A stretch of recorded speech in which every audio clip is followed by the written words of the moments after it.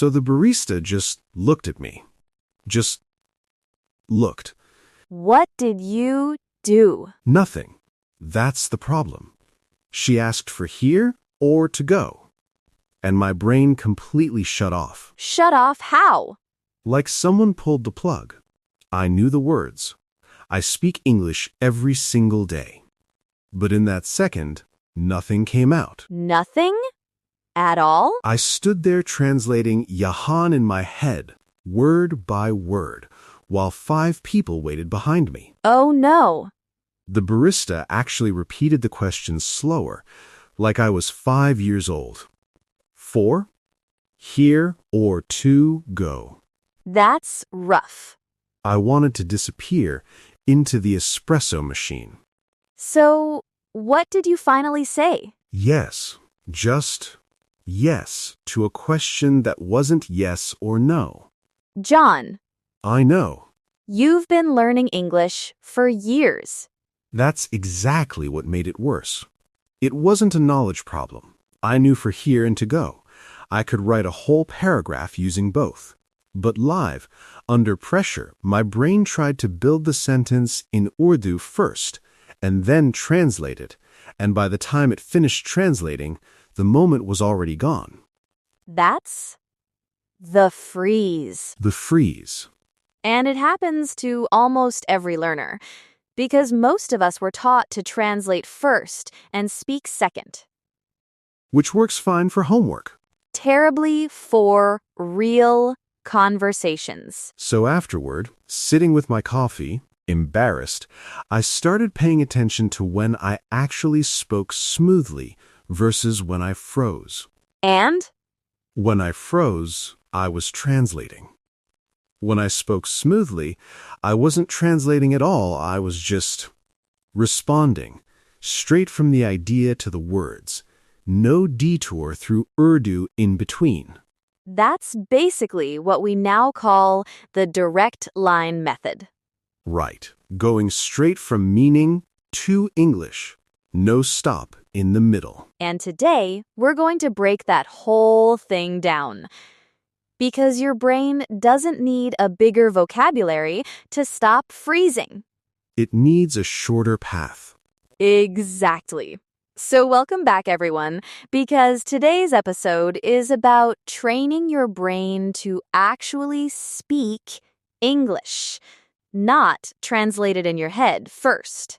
And if you have ever frozen mid-sentence or answered yes to a question that was not yes or no, this episode is for you. Hey there, welcome back to Speak Unstoppable, the podcast that helps you sound like yourself in English. I'm Maria. And I'm John, still recovering from that coffee shop. Some wounds take time. Today, we're training your brain to actually speak English instead of freezing or translating in your head first. Based on my espresso story, this is clearly personal now. We'll cover the direct line method and how to build a shorter path from thought to speech. Later, our word tour. 6 words about hesitation and finding your flow. Plus, rewrite it, where nervous, frozen sentences become calm, natural English. This fits B1 and B2 learners. But if you've ever frozen mid-sentence in any language, you'll relate. So, John, before that coffee shop, did you honestly think you didn't freeze anymore? Honestly? Yes, I thought I'd fixed it years ago. What changed? I realized the freeze only happens in specific moments, not all the time. Like when? When I'm surprised. When someone asks a question I didn't rehearse in my head first. So you're fine with prepared English? Completely fine. Give me a topic in advance, I'll talk for 10 minutes. But live, unexpected, real-time English. Different story. My brain wants to build the sentence in Urdu, check if it's correct, then translate it. That's 3 steps for something that should take 1. Exactly. And while I'm doing all 3 steps, the other person is just standing there. Waiting. Politely, Sometimes, impatiently, other times. So the problem isn't your vocabulary. No, that's what shocked me. I know the words, I just build them in the wrong order. Say more about that. Okay, so normally, when you speak your first language, meaning goes straight into words. No middle step. Direct line. Right. But in a second language, a lot of us build a detour, meaning goes into our first language first, gets checked, then gets translated. And that detour takes time. Seconds, sometimes. And in a real conversation, seconds feel like forever. So the freeze isn't really about not knowing English. It's about the extra stop along the way. That reframes the whole problem for me. It reframed it for me too, eventually. Took an embarrassing coffee order to get there, though. So the real goal isn't memorizing more words. It's shortening the distance between the thought and the sentence. Removing the detour. Exactly, and that's really what we mean by training your brain, not stuffing it with more vocabulary, just building a faster, more direct road. Can I push back on something? Always. Just stop translating sounds nice, but it's not that simple to just switch off. No, it isn't. And that's a myth I want to break right now. Nobody can just decide to stop translating through willpower alone. Then how do you actually shorten that detour? You practice thinking in small chunks of English, not full sentences at first. Chunks like I think, to be honest. The thing is. Little starter phrases. Exactly. Because if the beginning of the sentence comes automatically, you don't need to translate it, you just need to finish the thought. So the chunk carries you past the freeze point. That's the idea. Instead of translating a whole sentence, you're only building the last little bit. Give me an example. Someone asks what you did last weekend. Instead of building the full sentence in Urdu first, you start with, honestly, I'm mostly. And let your brain finish it in English from there. The chunk buys you time. And it keeps you moving. Standing frozen in silence feels worse than speaking imperfectly. Much worse. Even a slightly clumsy sentence in real time beats a perfect sentence 3 seconds too late. That's oddly comforting. It should be. Fluency isn't about perfect grammar under pressure. It's about staying in motion. Staying in motion, even when it's messy. Especially when it's messy. That's usually where real fluency actually starts. So if you're listening and thinking, I don't have enough starter chunks memorized, don't panic. You only need a handful to begin with. 5 or 6 solid chunks can carry you through most everyday conversations. And the more you use them, the more automatic they become. Eventually, you stop noticing you're even using them. That's the goal. Invisible tools. Can we talk about the actual moment of freezing? Because it feels physical, not just mental. It really does. Your chest tightens, your face gets warm. Mine goes completely blank, like someone erased the page. That blank feeling is your brain protecting you actually. Protecting me from what? From the fear of saying something wrong in front of someone.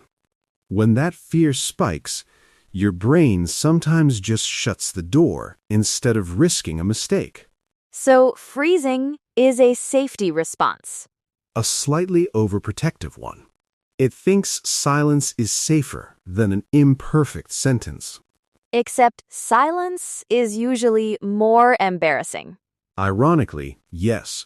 So one trick that helped me is having a tiny safe phrase ready for exactly that moment. Like what? Give me a second, I'm thinking.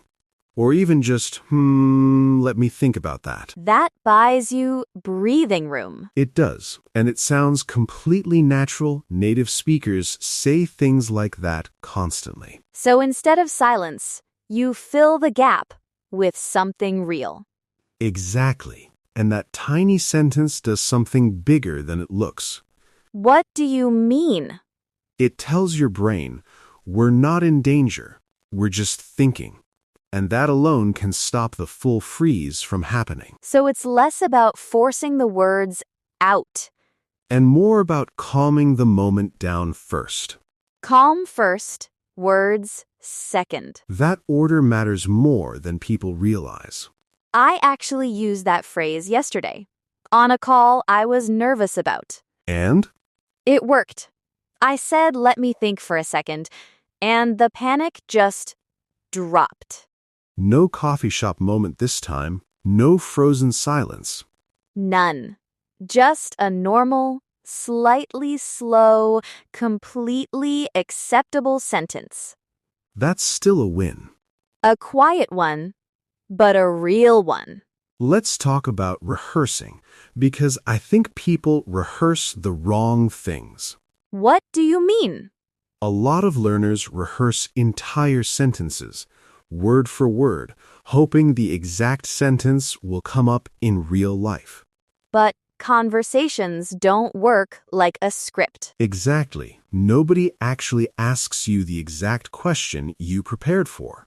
So all that rehearsing goes to waste. Not entirely, but it teaches you the wrong skill. It trains memorization, not flexibility. So, what should we rehearse instead? Situations, not sentences. Rehearse the feeling of ordering coffee, not the exact line for here or to go. How do you even rehearse a feeling?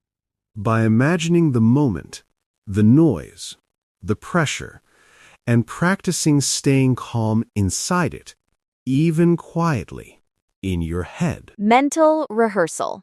Yes, athletes do it before competitions. Musicians do it before performances. Language learners can do it too.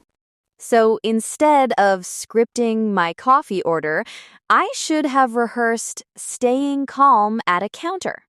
Exactly, because the real skill you needed wasn't vocabulary. It was composure. Composure under a slightly judgmental barista. The worst kind. This is why some learners with huge vocabularies still freeze, and some learners with smaller vocabularies speak confidently. It was never really about the word list. It's about how calm you stay while reaching for it. So tonight's homework, sort of, is picturing a real situation you'll face this week. A meeting, a phone call, ordering food. And instead of writing a script for it, just picture yourself staying calm inside it. Composure first, vocabulary second. That order again. It keeps showing up, doesn't it? Someone's probably thinking, but what if I really don't know the word I need? That's fair. That happens to everyone, even fluent speakers. So what then? Then you don't freeze, you go around it. Describe the thing instead of naming it. Say more. If you forget the word receipt, you can say the paper they give you after you pay. Clumsy, but it works. Perfectly. The listener understands you, and the conversation keeps moving. So the goal isn't perfect words. The goal is an unbroken conversation. Stumbling through a description is still communication. Freezing in silence is not. That reframes stumbling for me completely. Stumbling isn't failure, it's just visible effort. And visible effort is honestly kind of respectable. More respectable than a fake confident silence. Much more. Nobody's impressed by silence. So let's bring this back to the direct line method one more time. Shorter path, starter chunks, a calming phrase for the freeze, mental rehearsal instead of scripts, and describing around gaps instead of stopping. None of that requires a bigger vocabulary. It requires a shorter road between what you're thinking and what you're saying, And a little more patience with yourself along the way. especially after an embarrassing coffee order. And here's the honest truth. You won't remove the freeze completely overnight. No, but you can shrink it from a full stop into a half-second pause. A half-second pause is nothing. Exactly. That's the whole point. Progress here doesn't look dramatic. It looks like smaller, quieter improvements.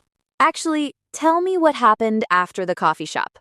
Did you go back? I did. The very next day. Brave. Terrified, but brave. Same barista, same counter. And? She asked the same question. For here or to go? Did you freeze again? For about half a second, yes. Old habits don't disappear overnight. But then, I used the chunk. I said, honestly, I think. To go, please. you gave yourself the starter phrase.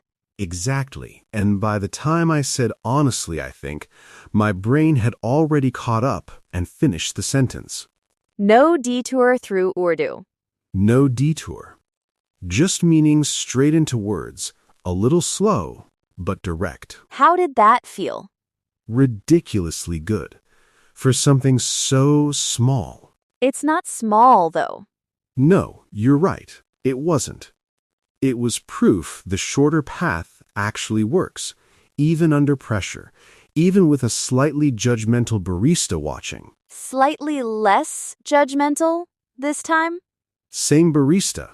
Honestly, probably didn't even remember me. That's almost funny.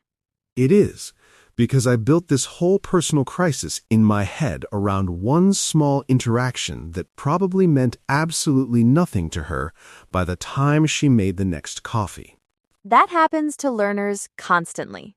We remember our mistakes in painful, embarrassing detail, replaying them for days. While the other person forgot in about 10 seconds. So maybe part of training your brain is also lowering the stakes in your own head.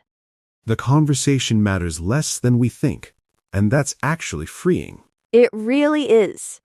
Less pressure, shorter path, and a starter chunk ready to go. So if you're listening today, nervous about your own version of a coffee shop moment, Whatever it is for you, a job interview, a phone call, a stranger asking directions, remember, it's not really about your vocabulary.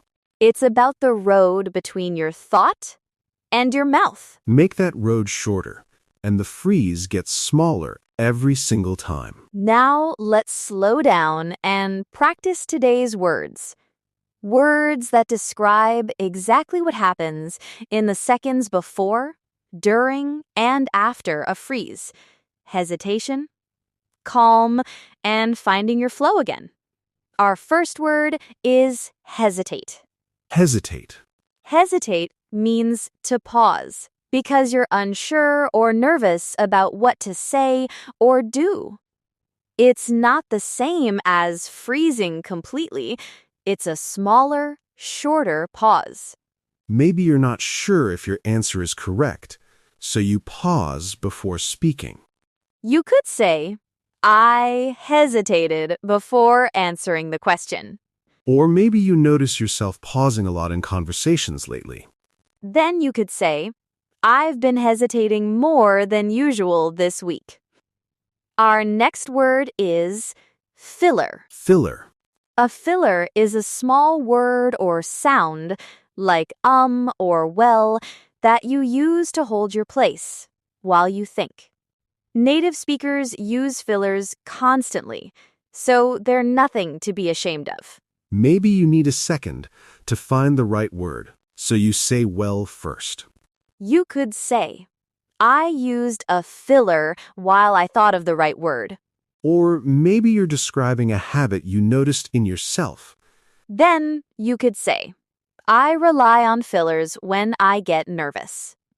Our next word is blank. Blank, as in my mind went blank. Blank means your mind suddenly feels empty, like you can't think of anything to say. It's usually temporary, even though it doesn't feel that way in the moment. Maybe someone asks you a question and for a second, nothing comes to mind. You could say, my mind went completely blank. Or maybe you're explaining why you paused during a conversation. Then you could say, I went blank for a second there. Our next word is stumble. Stumble. Stumble means to speak in a slightly clumsy or uneven way, tripping over your words. It's not a failure.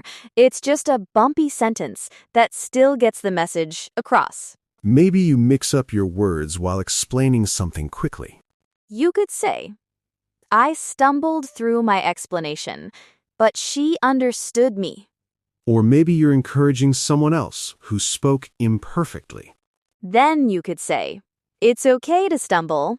Just keep going. Our next word is fluent. Fluent.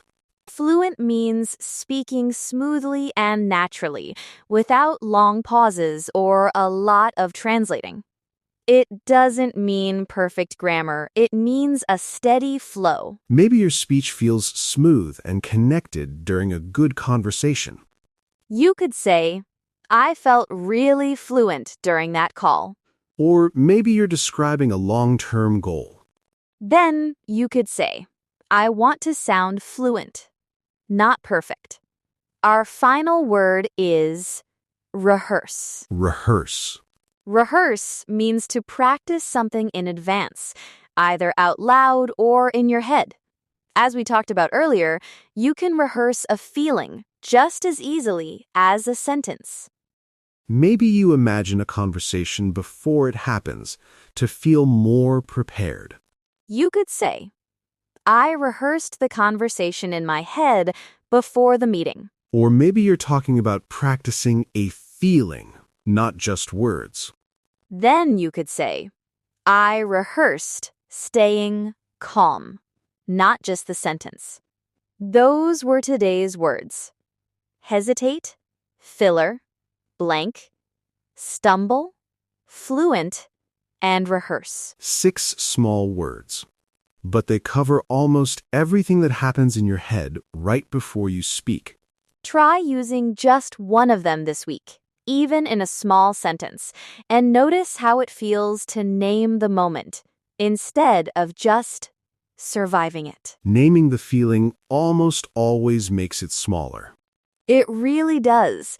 Hesitating out loud feels less scary than hesitating silently, and calling it what it is takes away some of its power. Now let's do our Rewrite It segment, where we take nervous learner sentences, the kind we hear from you all the time, and turn them into calmer, more natural English using today's words. First one. I always hesitate, so my English is bad. That's harsh, and honestly, a bit of a leap. Hesitating doesn't mean your English is bad, it just means your brain needs a second to catch up. Try this instead. I hesitate sometimes, and that's normal while I'm building speed. Much kinder, and still true. Second sentence.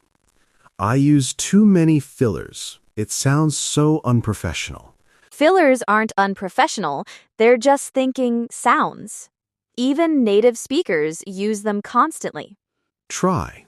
I use fillers while I think, and that gives me a second to find the right words. That reframes it as a tool, not a flaw, something your brain uses on purpose, not a mistake slipping out.